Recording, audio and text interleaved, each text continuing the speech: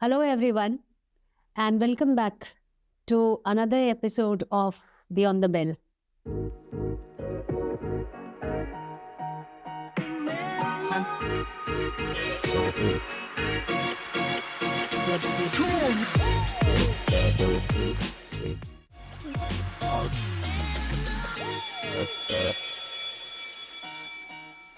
In the first episode, we spoke to one of our school principals and explored what it means to truly go beyond the classroom.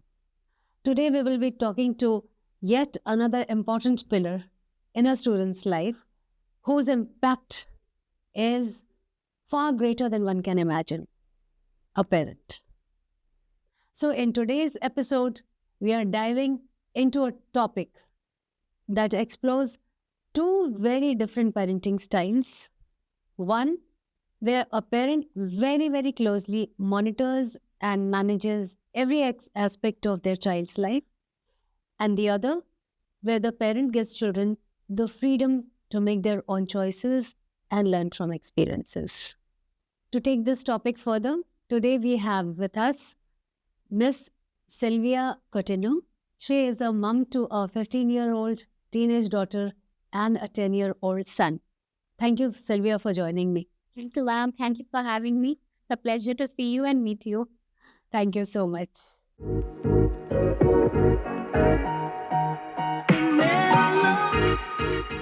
So, Sylvia, we have noticed it all around that our children today, this new generation, is facing a lot of unique pressure, very different from what it used to be earlier, from all around. What is your approach towards handling those pressures? Are you, a lot of very protective towards your child, or you give enough space to your child to explore? Tell me something about yourself as a parent. Yes. My daughter is in her teens now. You know how difficult it is to control teens.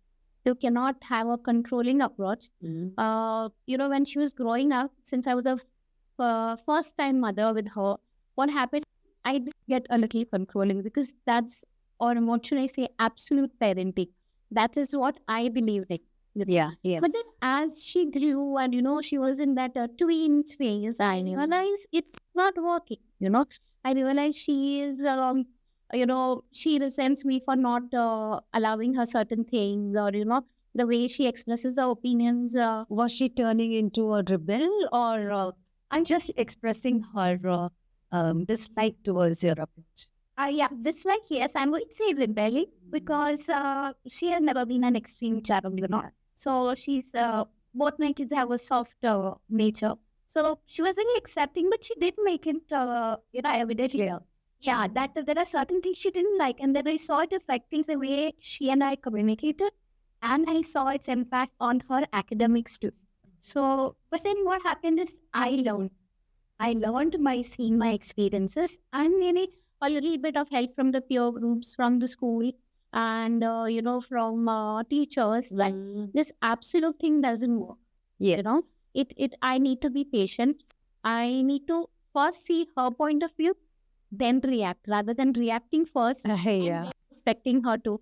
So I think, a middle ground is what. So it came a little late to me, but yes, it's With there. experience. Yeah, the emphasis on being a good human. So I think that's where she gets it now.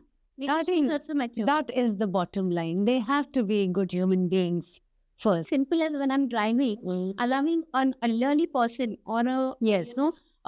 maybe a child or a mother to pass. Okay, I think this is where they learn and observe. Exactly. These are very small things, But they go a long way. they see it and they know you can't cross a red limit. It might be acceptable norm with others, but me as a family and us as me and my husband together, we ensure they learn these finer things in life. Yeah, that's so important. That is very important.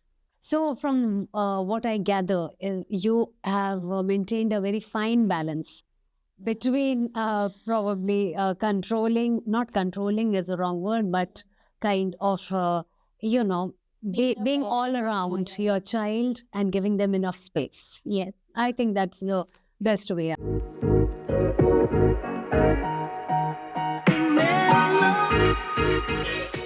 Do you think schools can also join hands with parents in this balancing act, being neither too strict, not too aloof, and, kind of becoming friends with children, winning their confidence?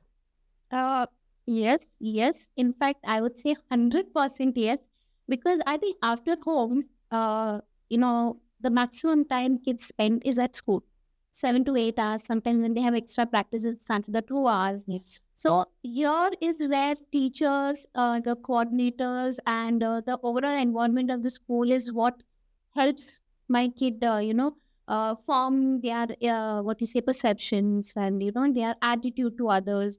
So yeah, like in our school also, they have so many webinars. There's so many seminars. There's what is that? You have various forums where we can interact with experts from various fields. Okay, be it for career guidance, be it for excess use of technology. So time to time, Vidgar has these seminars and all where you can on calls. We have these experts where on call they guide us how we can. So I think that's where school comes in. They can Provide that extra support. yes, to tell us, or like, okay, this is correct, and this is where you can improve. So that's where I feel school plays a big part. Teachers, teachers are the second mothers, is what I've always said.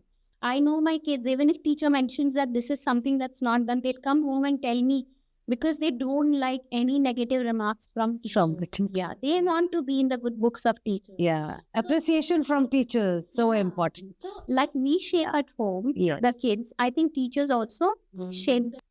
Then I think the overall environment, what you give them at school, not only teachers, maybe the coordinators, maybe the kind of crowd that comes to Yes. school, and overall the principal miss, what kind of tone she has set for the school. I think all that helps a lot in how my child shapes up.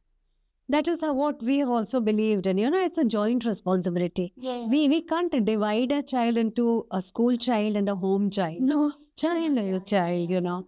And I've also always maintained that teachers are, teachers comes from the word teaching or teach. It's never like that. You are more of a caregiver, mother, sister, friend, nurse at times, everything put together, just like a mother. Yeah. So that way, schools and parents, they have to work hand in hand for bringing the best out of each child. Yeah. So I think that's where schools like VIBGYOR play such a crucial role. They become the foundation of your child's career, to their future, and them as maybe better citizens for tomorrow. Thank you so much for saying that, Sylvia. I'll take that as a compliment.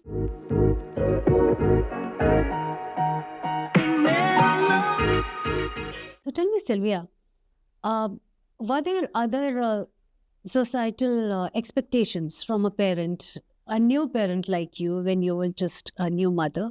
So did you go through that pressure, to deliver as a mother at times? How did you navigate through all of that? Here I would specifically like to mention my daughter's in grade 10 now, okay?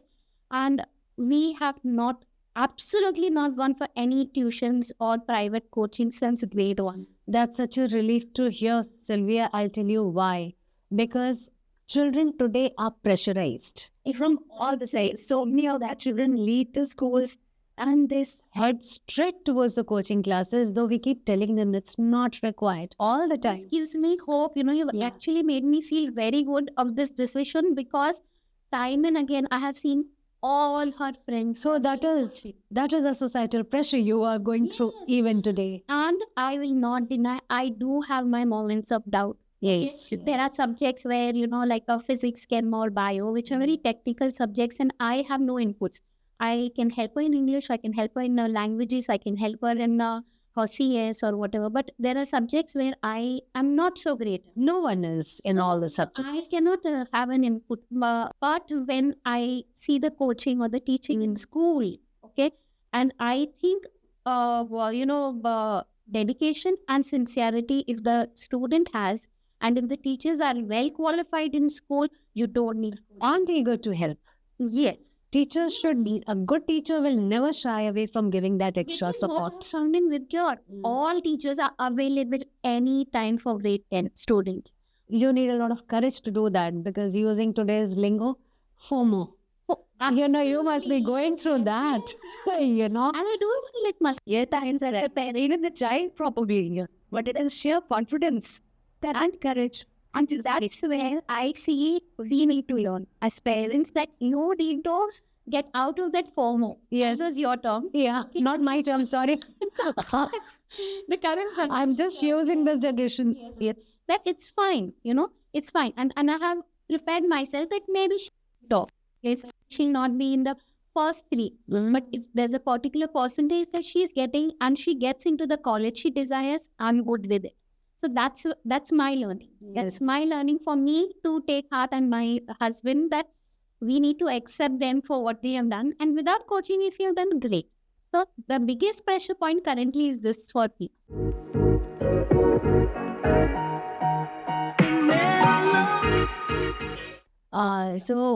Selvi, can you recall any situation where either you were too involved or be too hands off, and your child surprised you with the response, towards the problem or towards the situation?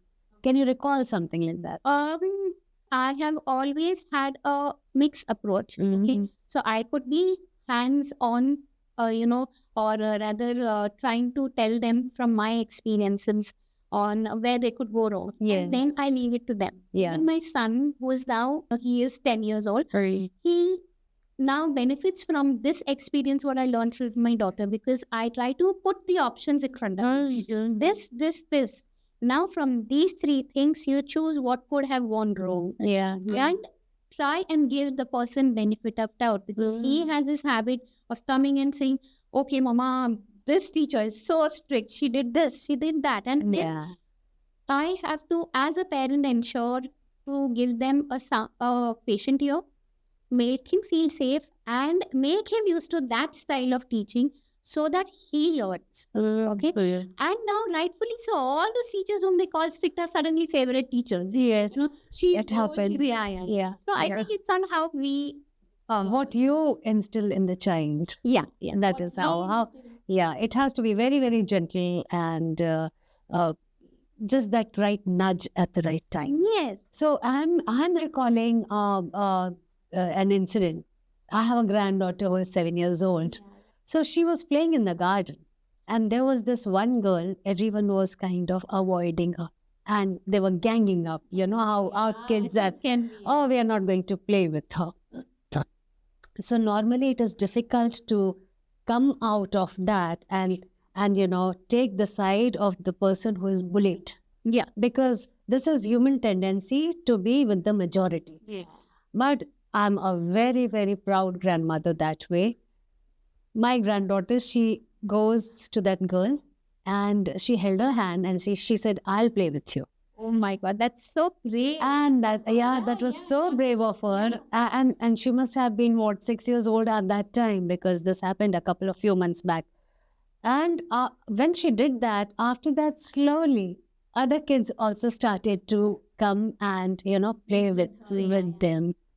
So what I've understood, after this conversation with you, Sylvia, you come across as a very, very balanced parent to your children, and that is so important.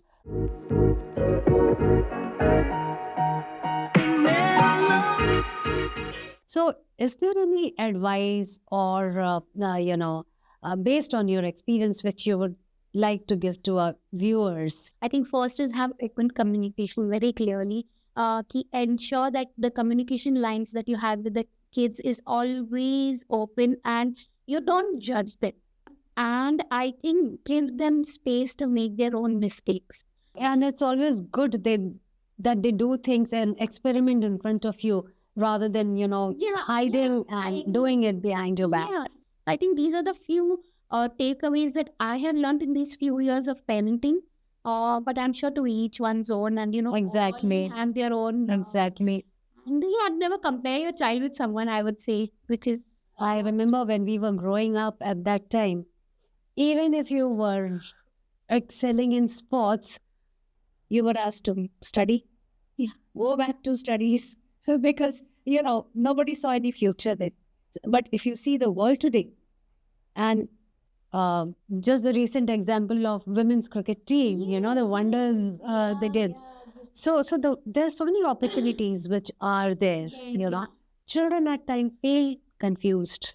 And then I think it becomes our responsibility. And when I say our, it is the schools as well as parents together, to give them the right kind of direction. I have seen at times even parents feeling a bit lost, And I think that is where we have to equip ourselves with a lot of knowledge and information which is available all around us, so that children are at least confident that if I talk to my parent, I'll get the right direction. And if not at that time instantly, they are capable enough of giving it to me. So what I feel is, I think communication is the key. absolutely. If you have good communication, strong communication, why just a parent-child relationship? Any relationship will be excellent. Yes.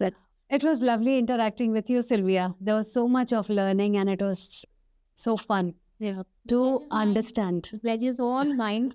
It was, I think, mutual, and I really loved understanding the new age parents. It definitely is going to be helpful in our journey as educators also. Here's a small gift appreciating you as a parent. Thank you, Sylvia. Thank you so much, Kavita. Thank you. So in today's episode, we realized that parenting doesn't come in a manual. It is our day-to-day experience, teaching every child in a different, unique manner based on the child's personality. We learn and we grow together. Thank you for tuning in to this new episode of Beyond the Bell. See you next time. Thank you.